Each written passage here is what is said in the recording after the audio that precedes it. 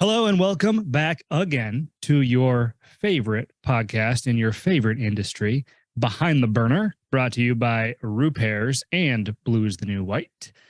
We are here and we're going to talk with our guest today who has a storied history in these industries, and I'm excited to get into it. But before we do, Ray, it's good to see you again, brother. Good to see you. How are we feeling today? We feeling all right? I'm good, man. I'm good. I'm ready. I'm ready to do some interrogating. It's gonna be good. Let's do it. These podcasts are moving. We're gaining momentum. This is exciting. We're getting a lot of followers from this. A lot of people are messaging me, so this is exciting. We're building momentum. We're really excited for this episode today, episode 6 of Behind the Burner. This is a good friend of mine. He also is very respected in the industry. He's been around for quite some time. And without further ado, we'd like to welcome to the show Kevin Coachman, the president of KCL. Kevin, welcome. Hey, everyone. How are you? Good to see you, Josh. Ray, thanks for having me on today. Absolutely. Thanks for being on. Thanks for your time. And Kevin, how's the weather down there in Florida right now? How's it doing? Well, I don't like to brag to the northern part of the country, but it's much warmer here than the rest of the country, and we love it. Love that. Love that. I'll give you a run for your money there, buddy. That's true. That's true. But at least we have some water. That's true. That's true. I'll give you that. Yeah, I don't want to pressure you on that one, Josh, but that's true. Amazing. Well, Kevin, I know your story. I know that you have a powerful story, related to family and legacy and generations that are involved with your side of the business, the design side of the food service industry, but everyone's connected in this industry. So I think it would be great to start out with, who is Kevin? What is your story, and how did you start KCL? Okay. Well, first I'm going to say I'm Kevin Coachman from KCL, as you did the intro, and you can see behind me and what I wear. I live the brand. I know many people have seen us in the purple shirts, the purple shoes. We're a very small company, but we brand ourselves well. Having strong team members, my wife Eve, as well as my sister Kim, who I think you guys might have met at a couple of conferences. We really are able to keep ourselves in the public eye, which actually is kind of fun to do. And we do that along with delivering the service. It's one thing to stand out and say, hey, here we are, but we'll talk about that. But I think the majority of people in the industry that we've known for decades know that we're there for them. I mean, it's something that we have to be there. So we'll tell you how we started from the beginning, if you'd like me to go into that. Yeah. So basically, Kevin, myself, I was the computer geeky kind of kid in the 80s that had the Commodore hook up to a TV, and then the Radio Shack, otherwise known as the TRS-80 or Trash 80 computer. Actually did computer programming for a small company we bought the computer from. For the elder folk watching this, something called Basic Programming Language. And my dad was a consultant in the 70s. He has been or was an independent consultant and specialized in working on military kitchens, working with some architects for the school kitchens, so institutional type work. And he was all about automation. And I remember having this giant typewriter that had 2 punch tapes on it, one in and one out. That was his word processor, so that as he typed, it records it. You could play it back to fix errors. That was old technology, but that helped him out. And then the Radio Shack computer for word processing. And right around 83 or so, maybe 82, AutoCAD came out. And it came on a diskette. They were about this big. And you put one in and you do your work and you swap and save it. And I helped him with that. That wasn't really my interest, but technology I was good with. I went off to college, actually, I will say in Josh's neck of the woods, ASU, and spent, we'll say, a little under a year there. I learned quite a bit about life. School just wasn't quite there for me at the time. And we'll say a little bit of luck here. I came back, is the short story, and that my dad said, hey, I think we can sell AutoCAD to people. Well, let's give it a shot. So in 85, we sold computers, monitors, the software, and these gigantic printers or plotters that actually had little pens in them. And you could see the paper move. So the pens didn't go anywhere, but the paper would keep moving. And so I was 18 and working with people who are spending tens of thousands of dollars on equipment, and it worked. We were able to sell to lots of different people in the Chicago area. And that's when my dad said that this is good, but I think his background in food service and mine with computers, let's see what we can do helping this industry. And I actually went around the country teaching people how to use AutoCAD. We'd set up these systems that I actually would drive around. We were too concerned to ship it, which is strange because they got shipped to us. These big monitors, these computers, we'd set them all up. We didn't want to ship them again. So I'd load them into a van, drive around the country to a dealership, set it up. And we kind of, that's really how we got started. It was just going one at a time. Who can we help? I do remember a couple stories of my hair is not as thick and lush as it used to be. I'm looking at you, Ray. That looks like a good head of hair. That I had I would have liked to call it a ponytail, but if you know what more like a rat tail is, because it really wasn't a lot, that we had a couple of the dealers go, nah, I don't know if we want to spend tens of thousands of dollars with someone who looks like that. But they did. And there was even someone who showed up at a NAFM show wearing a hat. He comes up to the booth. He goes, do you like what I did with my hair? And he had like a fake big ponytail just to kind of, tease a little bit. So I think that's a good example of just getting to know the people in this industry. And there were a lot of other, family businesses. Almost every dealer consultant I went to was second generation or two generations there, at least. Some of them were third generation. I mean, that's just how it works because no one really falls into food service. I mean, I'm giving a little plug, Josh, for the book, which I actually read 4, 5, 6 months ago. I think it was given at one of the Fed conferences. Yeah. You don't go to school going, what is this? You go to school to learn, and all of a sudden you find out, wait, there's a way that you can learn on the job. And I'm going to say over 40 years, I also learned how to run a business, which, we'll talk about a little further. But really, it was some lucky timing in the 80s, having that knowledge of computer programming, having my dad in the industry with the vision of, hey, let's try to sell this. And I think, having us be personable people. I mean, that was a big risk to spend $25,000 back in the 80s on this computer system that was just a fancy pencil. That's wild. I've got a couple of questions for you, Ray. I saw you unmute, so I'm sure you got a couple of questions too. But I am curious, just real quick. So the AutoCAD, when it came out, 3.5 inch or 5 1/4 inch? Good question. 5 1/4 to start. But I thought you were going to say. Yes, sir. One disc, then it was one to run and one to save.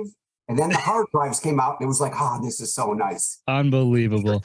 That's fantastic. The older listeners of the show will probably get a kick out of that. Just reminiscing, right? To put it in perspective, I had a 386, right? And I had a Bart Simpson game on a 5 1/4 inch floppy. And I up until like a year and a half ago, I remembered the DOS prompt that I would need to put in to run that game. So right there with you, man. And I think it's amazing how far we've come, and can't wait to see what's next. Next question real quick is actually, you know what, Ray, why don't you did you have another question? Follow up? It's funny. I was just going to say, I don't relate to that at all. That's okay. Before my, but you know what? I'm enjoying, you guys enjoy that moment. So, well, then we won't even get into like when the zip disks came out and how revolutionary that was, because you could store so much information on this zip disk compared to 3.5 inch floppy. Oh my goodness. Gosh, we just got rid of those drives.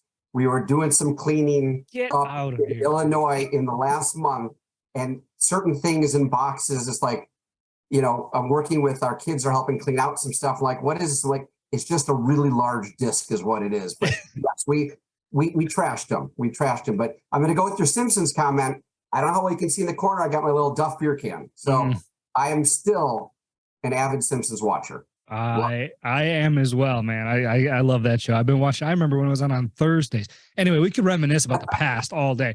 I'll go down these rabbit holes. But all right, my next question is: you attended ASU for almost a year. Congratulations, good job. Thank you. What did you go to school for initially? Computer science. Oh, okay. Yeah, I actually, I would say I really enjoyed high school, did well, and started out with some high level computer science classes. And I'm like, oh, this stuff's easy. And then when you don't attend, it gets harder. So it made it a little more difficult. But like I said, sometimes being in the right place at the right time, it was a little bit of luck. But I also had the background before that. You know, it wouldn't have worked if I hadn't really learned about the computers those 3, 4, 5 years beforehand. So sure, and that makes sense. I am curious. You made a comment and you said that school just wasn't for you. I'm curious why that was. So, I mean, what about it was just what didn't appeal to you? That is a great question. And as I said, I'm going to refer. Reading the book, I really enjoyed that. Going, okay, you're hitting me who enjoyed school up to high school. And I don't know, I think what happened to me in college was there were other things going on that interested me more than sitting down and going through the books. And I'm of that generation where, I mean, you were supposed to get that college degree so you could move on. And there were definitely concerns. I'm going to say I lucked out that I did get a little bit of scholarship money. Student loans weren't that big at the time because school's a lot cheaper back in the 80s as well. But I was able to get, a job because we started the company after that and pay off those little bills early. It's completely different now. I mean, you can't go to school for $5,000 a year. So I think you have to want it. And as a very proud parent of 3 kids who all just finished college, it's interesting to see how they majored. And I'm going to say we have one full-time employed in a job that her major was. The other 2 are still trying to figure it out. So, you go, you do it. It does give you opportunity. But in this industry, there's a lot of opportunity that doesn't require the college degree. There's so many small businesses. And whether they're family run or otherwise, they want people who can produce. So, and to me, I'm relatively new. I'm going to say in the last 5 or 6 years to the Cefesa family, we'll call it. We've been actively involved with NAFM, FIDA, FCSI, MOFSI for decades. And as Ray said earlier, we're design centric. There's not a lot of service firms that are doing design. Right. But shameless plug here is we came out, I'm just going to hold it up. We all know what this is. We came out with a mobile app before smartphones were prevalent that lets you look up spec sheets, utility data, manuals. It's free to anyone in the world. It's not, be a K-Cell subscriber. We built that because catalogs have always been free, whether you're a dealer or consultant. So we're like, well, let's extend that, give people access. The first NAF when we showed it at, we had so many people come up and go, how do I put this on my flip phone? We're like, it doesn't work. Our industry can be slower to change, but they're there now. And we have manuals. If you're on your iPad and you can get some of the stuff, it's a cool app to try. It's called KCL Mobile. I told you it was a shameless plug there. But we're about trying to give back to the industry as well. Listen, we sell products and tools, our software, but there's a lot of things we do to try to eliminate those barriers. And it's been interesting to run into certain service companies like, oh, we already have a whole platform for that. That's great. But if you don't, try this platform. Maybe it helps you out. You can even customize it and add your own information there. Then you have to pay. But I'm going to say our rates are $420 a year for the whole company. So it doesn't matter how many people are using it. So it's pretty inexpensive. But that's the idea, is having better tools and technology, which goes to what Kevin is doing. So when it comes to, what you provide and the software you provide to the industry, maybe there's some of the audience out there that doesn't maybe necessarily know what AutoCAD is. And when you started, building this technology for the industry, this was for dealers and for designers. Can you dig more into maybe the benefits and values of your technology that's been for that side of the industry, so that the repair companies can understand maybe an industry side that they don't really know? Thank you. You know what? I've been doing this so long, I forget that sometimes. So Yeah. KCL, again, back in the 80s and 90s, we actually built symbols for AutoCAD. So we're going to talk about AutoCAD is a design program to replace the big old drafting boards. So instead of drawing with your pencil and drawing to scale and saying, oh, you want to move the door? Well, let's crumple it up and start over. Oh, you want to move the oven? Well, I got to erase it and I put a hole in the paper. CAD or computer-aided design allows people to draw more accurately and make changes much faster. So instead of having to redo the drawing on a piece of paper, you can fix it on the computer. Well, part of that was no one wants to take the time to draw up a 24 by 36 oven and a 48-inch shelf and a 60-inch work table. So giving them what we do, I still call it fancy clip art. Hopefully everyone really understands clip art. You put into Word and other things. It's just pictures. These are dimensionally correct pictures that also have plumbing and electric information for the installation. So it's fancy clip art. And AutoCAD has changed over time to do more with 3D. But the bottom line is, in the field, many people still have that piece of paper. It may not be a blueprint anymore. It may just be a printout that shows where the equipment is, where it connects to in the wall. Is it a junction box? Is it an outlet? How big is the gas pipe that's coming in? Is it 3/4, 1 inch? And so the design end of it, we help the designers provide a faster, more accurate representation of the actual drawing. And the manufacturers give us information to help the designers do that. So Advanced Tabco could send us 5,000 files and Rationale sends us 100, just based on the number of model numbers they have. And as time has changed, the manufacturers have said, okay, we're going to give you a 3D version. So now you can see that the microwave is on the shelf. Well, now that means the microwave needs an outlet at 48 inches or somewhere up in that range. And to me, the cross into the service industry is, I would love to see more consultants and dealers that don't have the staff to work with the service company who's doing the installation.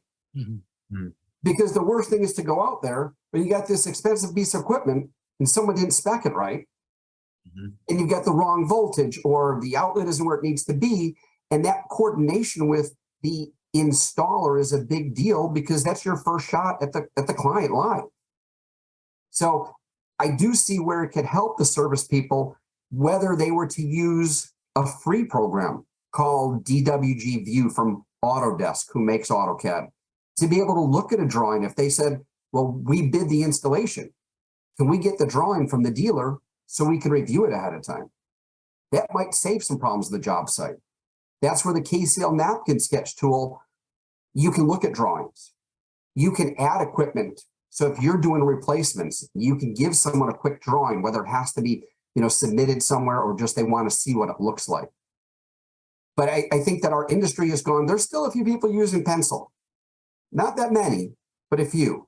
And so we've gone from AutoCAD, which is this general all-purpose design program, to more users using a program called Revit, R-E-V-I-T.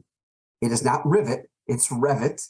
There's no frogs involved there. We hear that a lot. And Revit was designed about 15 plus years ago as a architectural 3D tool. And so that was designed with 3D, multiple floors, coordination between HVAC for conflicts.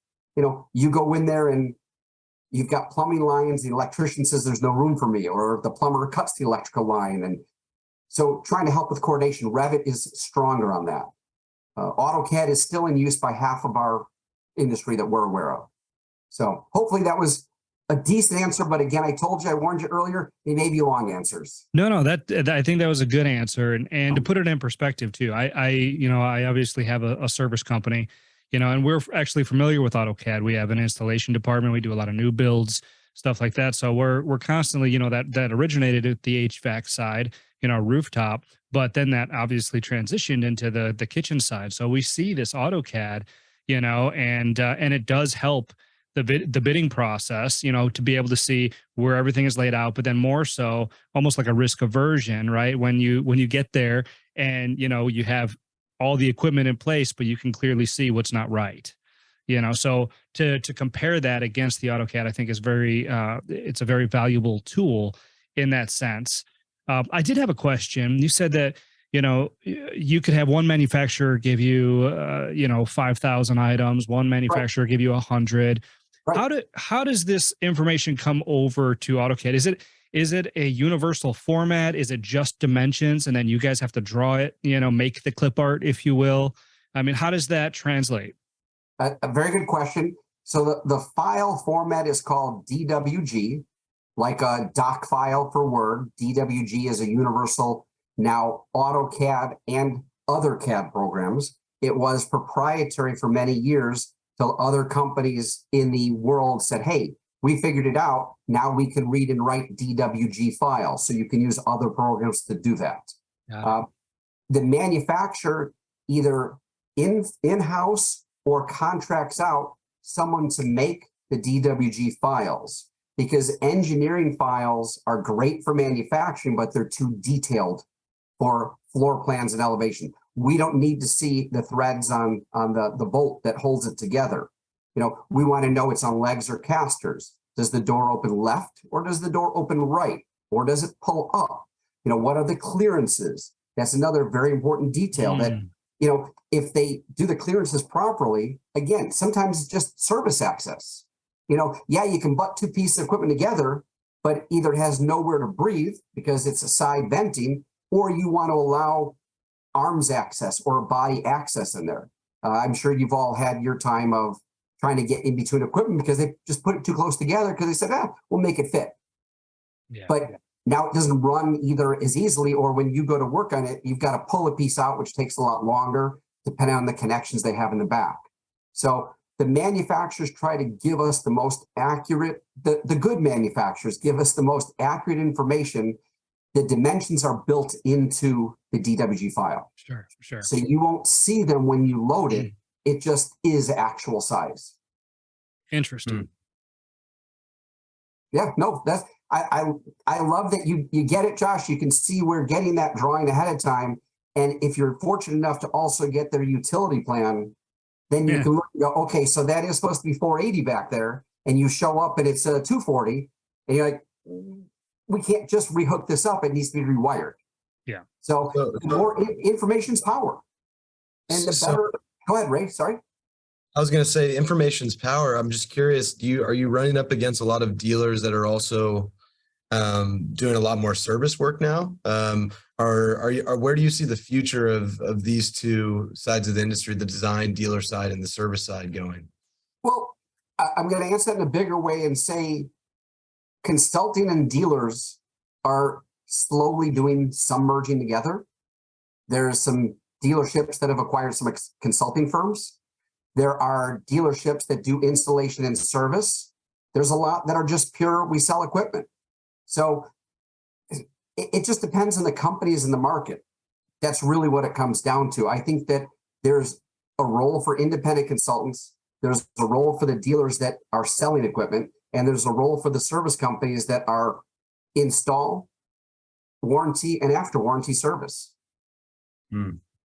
So I think there's a place for everyone, but there's always going to be overlap, and I'm seeing more of it now than we used to. Interesting. Yeah, I mean, I'm amazed. I didn't realize how many service companies are just part of Sefesa, and then there's a whole group that aren't part of Sefesa that are still very good, legitimate service companies. They just chose not to join a group, just like with dealers, just like with consultants. Just because you're not part of the association doesn't mean you don't know what you're doing. But getting everyone to talk, I think the last couple of years, we're getting more conversations between consultants and the service people, which I think is a good step. And if the dealers can get there as well, that would be even better. Yeah. Yeah, with the dealer side of things, obviously it's just, it's harder to find technicians in the market, but I've seen more dealers wanting to get a couple of technicians because, when you're selling a piece of equipment, as we all know, there's a lot of complexities in this industry. When you sell a piece of equipment, maybe that restaurant owner is going to call the person that sold them the equipment, but then it's tied to maybe their local service vendor as well. So it's really it's the marketing kind of reoccurring brand for that piece of equipment and for that dealer. And so if the service side isn't done properly, that directly ties back to the person that sold that piece of equipment. So that's what I've seen as has been a more of an interesting pinpoint for dealers. They're wanting to have a little more control over their brand sometimes, but that's just something I've been seeing at the surface. No, you're correct. That there was, I think it was one of the consultant meetings that there was a session about the consultants and service. And, you hear the left hand say, well, I don't, want the service person going out there who just finished a problematic job and isn't in the right mood, and they're installing the equipment for us. And now the owner or asset owner says, wow, that person really has an attitude. And it's like, well, work with them. We're all in this for the same reason. We want the customer to be happy. We do what we do so people can design faster and better and take some of that heartache off, that instead of spending 3 hours drawing boxes, do the design by dropping in the right pieces. A manufacturer wants their equipment to look shiny and great. The problem is I say you all, as service, providers, or in the service area that you are, Ray, that people in the field know how the equipment performs. The manufacturers say, hey, here's what it does. The consultant says, this is what it's supposed to do. The people in the field say, this is what it actually does. And if the consultant and the service provider, the dealer and the service provider talk, the expectations then are set at the proper point of, hey, this is going to be great if you get it serviced every month. Oh, no one told me that. Now that's extra money, but if that was known ahead of time, I'm not saying every month, but you've been through the calls and the meetings where, again, preemptive, planned maintenance is a huge thing versus the emergency call on Friday night. Mm-hmm. So that's something I would love to see getting better, is communication. And I'm going to do a quick turn on this for a non-sales plug, but to tell you something that's pretty cool that's going on. I'm on an FCSI Educational Foundation board. And traditionally, that group has given out some scholarships for people to attend the FCSI conference, for advanced students to do some research projects.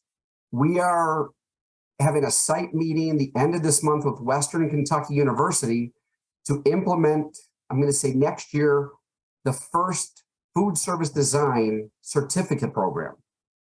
And we're hoping to be able to have that offered at other educational institutions. And, if you've gone online, many industry groups have their online training, and you can get a certificate of completion, and they're helpful. We've had people in our organization go through those classes to teach you a little bit about the industry. But to actually have a class, the hope is to build on that. If we can do it at one school, get other schools to do it, we're helping back the students. I'm really excited. And that's, again, what can we do to keep this industry going?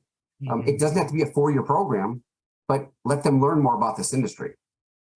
Yeah, absolutely. I love that. And see, because I directly relate that to, what we're seeing in the skilled trades. Like, we say all the time, the people don't know this industry exists, right? From a repair standpoint, I go out to eat, I don't think that there's a possibility the food can't get to my table because they can't cook it, right? That thought never crossed my mind until I set foot in a commercial kitchen, and I was like, oh, light bulb, right?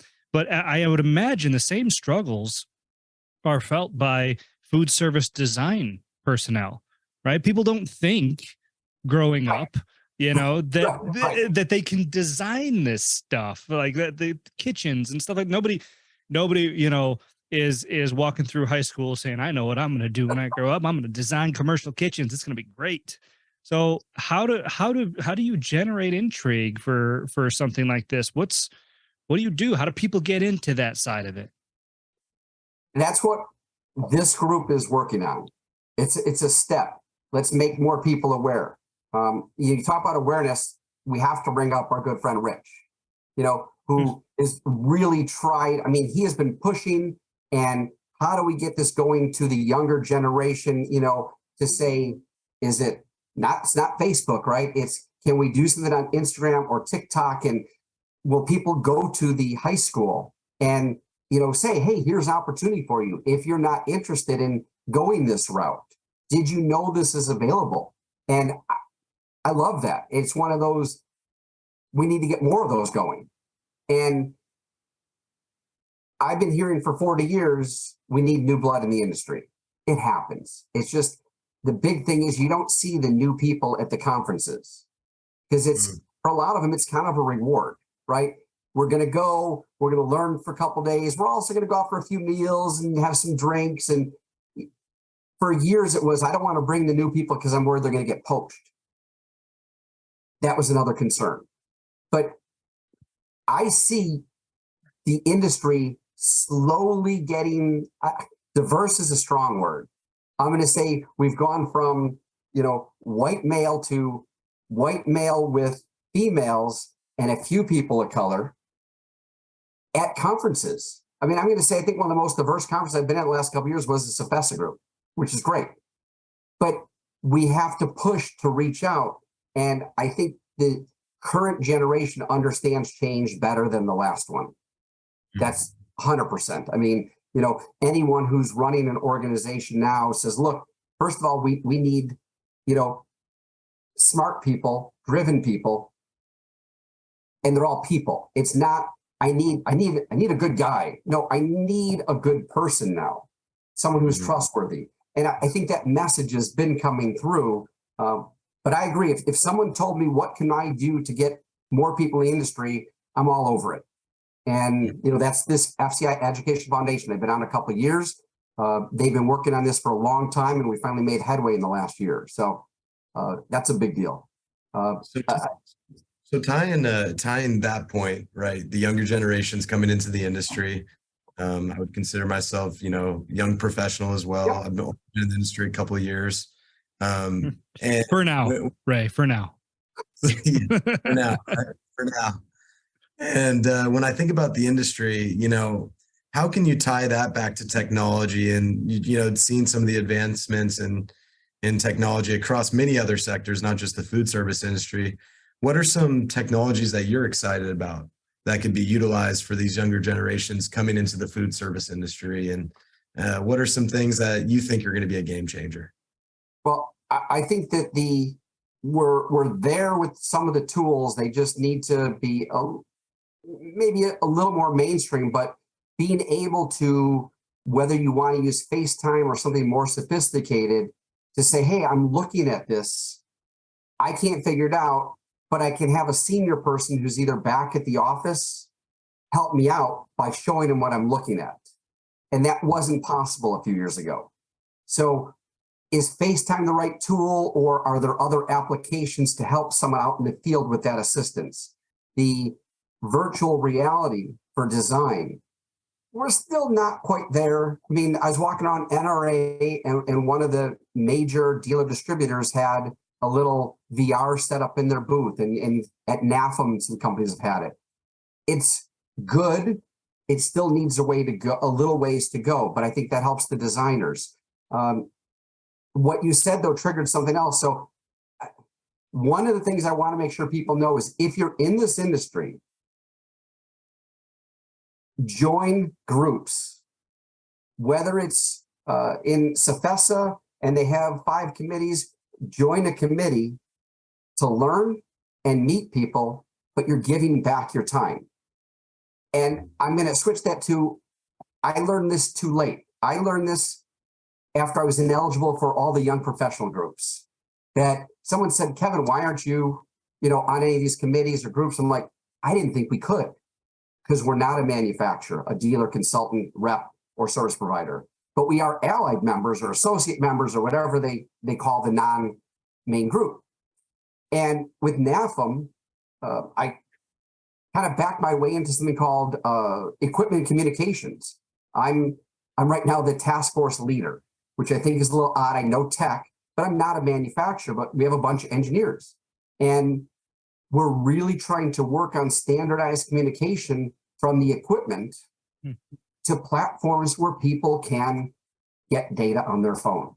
Now, that's a whole hour's worth of conversation of, privacy and what you can share. But if NAFM, if the group says, hey, here's a standard dictionary we want all manufacturers to use, now there's applications that say, oh, okay, hey, they call it full load amps, they call it amps, we're going to call it amps. And now service techs, manufacturers, asset owners all have the ability to do some of the things we can do at home. That's going to be a game changer. And maybe we don't run into those as many last minute emergencies. Listen, we all ignore the low battery indicator on a device until it's too late. So if your app says, hey, your motor is not running right, instead of calling a service company you don't ignore, it's still going to fail when you don't want it to. But if you can get that warning that we're having a problem holding temperature, instead of waiting until it's out, you now can call them and say, hey, come out, check this out, or maybe you have access to it. So I think equipment communication is going to be very helpful. I think that virtual reality for design, even for service, but just being able to share that you're not stuck in the field by yourself. So that's what I see. And that kind of tied into the giving back and joining groups, because we're on FCSI groups, MOFSI groups, NAFM groups. Some of them are simple. If you're in an industry that has a conference planning committee, it's a way to get involved and meet people. And again, you're giving back some time. So that's, again, my answer. That makes a lot of sense. That's an interesting answer. I've got kind of a follow-up to that. What about the emergence of AI? When do you think, or do you think it's possible that one day, AI is going to be designing these kitchens for us, or, with the prompt of a human, but still, having a bigger role in the AutoCAD itself? So that's a great question. Someone actually just did a short presentation on that recently and said AI can't yet control the design programs. It can do like clip art design, like you go on a website and it can do things for you, but there is no way yet for it to get in the program. So will there be? I'm sure. Is it 3 years, 6 months, or 5 years? I don't know. To me, the bigger thing on AI in our industry is going to be helping on the predictive. I still think the maintenance, and that's huge. Let it gather all that information to be able to tell you that you're running 10% out of range. You need to work on this because we've seen the other 1,000 units like this. This is when they fail. So design-wise, it's going to take a while to get a person out of there. Like I said before, we've been seeing and doing 3D for, I'm going to say, 25 to 30 years. Right. Is it better now, faster now, easier? Yes. It's still not what someone wants. I want to just hit a button. I'm sure you've run in Array. I'm sure you've run into the company that says, well, can't I just push a button and make it do everything? No, it's not quite there, but we're getting there. Interesting. Would you say it's almost like the similarity between a robot as a technician? Yes. Would you say a robot as a technician versus a robot designing the actual kitchen? It's really goes hand in hand in many ways. I don't see a robot being able to handle, not in the near future, even the mid future, the variety of problems. Robots are good to say, pick this, move it here, pick this, move it here, infinite number of times, never get tired. But what about if you want to put it over here, the robot goes, I can't do that. So yeah. I think that the service industry has the biggest challenge of the service industry is if the equipment is ever made so that it becomes almost maintenance free. But that can't happen in our world. It's too dirty, greasy, moving parts. It's just not anytime soon. I'm smiling and laughing too, and because at the National Restaurant Association show, my dad and I bought our first robot for our restaurants. So I saw that Bear Robotics, right? Yep, Bear Robotics. Yeah. Shout out to Bear Robotics. Hey, tell me that thing tells the best jokes. Oh man, we're still trying to figure out the name. So cast your votes for anyone that listens to this podcast. Just put in the comments section what you think the robot should be. There you go. But I mean, I think it needs to be called Robot, but that's just me. So, it's going to change the game. I think we see technology a lot, usually first going into the restaurant side of the businesses. When you look at third-party portals, when you look at just software for POS systems, what Toast and all of those different POS systems have revolutionized legacy platforms. The restaurant side is usually the first side to see a lot of this technology, and robots have got here. We just purchased our first. So, and what are you going to use the robot for? I'm really curious. So we're using it for essentially the runners. So we have QSRs and FSR restaurants, but the QSR restaurant, Rigatoni's, we'll use it. Basically, the cooks, it's an open style kitchen, so they'll cook the food and then they'll put it onto this robot. That way, the robot will track and know which table to bring it to. And then the people at the table will grab their food, or maybe the runners doing a different table. So then the robots, has their back and, is taking the plates to another table. So it's going to bring a lot of attention. I mean, I know my post blew up on LinkedIn. I know all of these, moms of my family are texting and calling me. And I just think this is a whole nother revolution of excitement for the restaurant industry that I feel like is eventually going to make its way to. Raymond, are you sure you know what you're doing?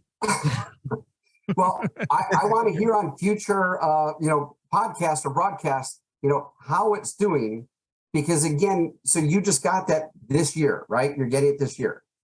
We got it as of, a couple of days ago. Yeah. Okay. So I've been in some local restaurants that they had one of these, and we've never seen it in use in this restaurant. Like, it's there, but it looks like what you said. You can put plates on it for it to run the food out. I haven't seen it done that yet.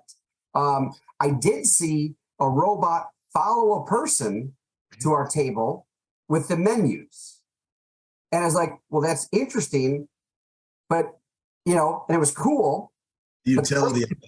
The person that held the menus. So, like I said, I'm not downplaying it. I'm like, okay, so I got to assume this is another generation. Tough job. Well, yeah. Maybe we can send it with the technicians to hold the tools. Yeah. Yes. That instead of sending two people out there, like they always do. But no, I think that robot repair has got a long way to go. Yeah. Yeah. Well, Bear Robotics, if you're listening to the podcast, let's talk and get one of your executives on the show. I got a contact over there. I interviewed them at NAFM, so we'll connect. That's awesome. Yeah. They actually eat in our restaurants. I was talking to them at the conference. So we'll have to make that connection. That's very cool. Hey, and then also I'm going to say, if people want to spec it, we need to get them into KCL so you can put the design and make sure it shows up on your schedule of equipment. So it's a piece of equipment. Sorry. That's right. You got to be thinking about that all the time. Kevin with his ABCs over here, man. I love it. It's fantastic. Yes. Always be closing. There we go. Yeah, that's great. Cool. Well, what am I missing, Ray? What other questions do you have? I was thinking, to close this out, I was thinking, school wasn't your thing. You started your own company with your dad, that's the road less traveled. But, what's some advice you can give to someone out there who's listening to this podcast where maybe school just isn't really a good fit for them, but they're nervous. Okay, what are my parents are going to think? Or, how am I going to build a business? I have a, cool mindset. I want to build something. What's some advice you can give some of our listeners today to take that leap? So a few pieces of advice. If you want to start a business yourself and you really don't have anyone that you can turn to, family or friends, look on the internet for a group called SCORE, SCORE, which I don't remember. I'm going to say Society of Retired Executives. I don't really remember what all the letters mean. And it's a nationwide organization that there are people who are retired and will listen, and they're not going to do the work for you, but they'll listen to you and they can give you advice. The other couple of things, this is huge. If you're starting a business, find an accountant and an attorney. Even if you want to do your own books and sign your own documents, it's amazing, and this happens in the restaurant business, how many people go, I paid them. Well, you didn't pay the state, or you didn't pay the federal government.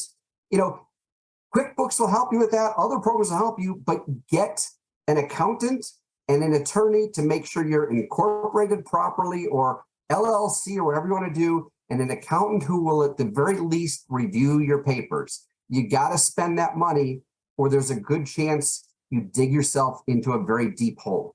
Okay. Another thing that we've learned over the decades is, give back. If you don't have a lot of money in the beginning and you have time, find an organization that you're passionate about. Ours is feeding people. And we used to do holiday cards that were donations. And then we said, well, you know what? That's a waste. Let's just donate more money to them. And then we came up with other things that we do. And we try to tie it into, in Chicago, it was the Greater Chicagoland Food Depository. In Orlando, it's Second Harvest. Eve did something at NAFM where equipment manufacturers donated. She worked with a local organization called Annabelle's Closet. They help relocate women and families that need relocation from primarily domestic issues at home. And so manufacturers donated dishes, smallware, cups, and we're able to pass that along. So it helps. You feel good when you do something good. And I'm a believer into, if you put good out, it usually comes back. And whether it means, hey, now someone in that organization knows you're selling widgets, they might know someone else. And you're helping because you want to help, but it might come around. So you score if you don't have anyone to bounce off of. And I'm going to say this, if you're in the food service industry, any small businesses, I'm happy to talk to. I'm easy to find. As you can tell, I like to talk, but I can listen. And I'll tell you what we've learned and what we've done wrong and what we've done right. But again, anyone who starts a business, get a little bit of professional advice. That's great. That's great advice. And you mentioned that people can find you. So why don't we piggyback on that and tell people where they can find you? www.kclcad.com, LinkedIn, Kevin Coachman. Those are the two easiest places to find us. And I'm very responsive, unless you send me something that says you're soliciting, and then I usually get rid of those pretty quick. But, listen, Ray, we've talked before. I have other people who've started, companies in the industry. And like I said, I'll give you my advice if you want it. I'll listen and give you suggestions. I think that's the greatest feeling in the world, when you can do something yourself and build it. And know that you've built it and made people happy. That it to me is the best feeling in the world, going to our meetings and trade shows and people are like, you know what, you saved us time. We appreciate what you do. It helps us sleep at night. We don't charge a fortune, and we try to respond to people whenever we can, the good or bad. Again, I hold this up. I give you one last story. My first mobile phone, not the kind that was in a bag. I did have a phone that was in a bag and put it in the car and you could talk or carry it around with you, which was cool. But the first smartphone I got was like a little brick, had the slide out keyboard, and I was able to leave the house during the day. We were in a bowling league and I went to just do some bowling at lunchtime. I called someone back because I got an email on this phone and they said, are you in a bowling alley? I said, yeah, but I'm helping you. What can I do for you? And I'm like, that was, again, a life changer, that I might be tied to my phone too much, but I think I've got a decent balance of go do things, but you can still email or call people as you need to. And I guess that would be the last point to make, is that even if you don't have a good answer, respond to people and tell them, I'm either working on it, or, you know what, I don't know, maybe I can point you in the right direction. But if you ignore people, it's going to come back to you and bite you. So that's another big one. I like that. Amazing. Amazing. Josh, anything else today for this episode? Wow, that was a lot of jam-packed information there. Like drinking from a fire hose, man. But I think the audience is going to love it. I think that you've got a lot of insight, a lot of great information. And Kevin, I can't thank you enough for coming on the show and spending your valuable time with us and our audience today. My pleasure. And listen, I wish you guys great success. I love that you're doing this and that you keep doing this. And there's a variety of people that you talk to and work with, and keep it going. All right, will do. There you have it, everyone. There you have it. Kevin Coachman, the technology executive and president at KCL on the design side of the industry. Thanks for coming on Behind the Burner today. Thanks, Kevin.